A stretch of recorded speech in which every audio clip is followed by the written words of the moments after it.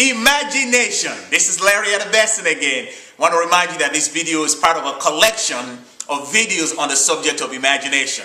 You know, if you're a student of the Bible, you will remember that in Genesis chapter 11 and verse 6, there is a story that talked about, it said something, God saying that if the people have imagined themselves doing something, there is nothing they will not be able to do. And that's how powerful imagination is.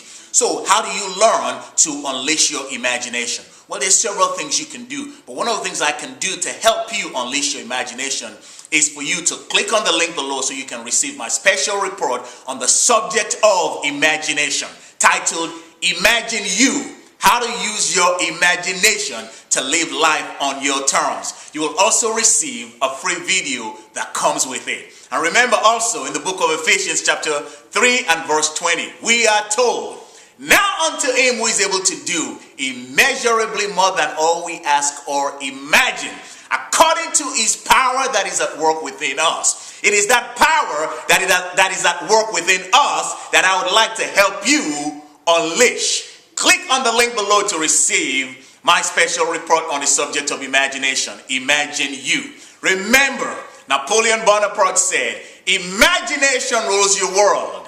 And Albert Einstein said, imagination is more important than knowledge. Click on the link below so you can receive the information that will help you to start unleashing your imagination. Thanks.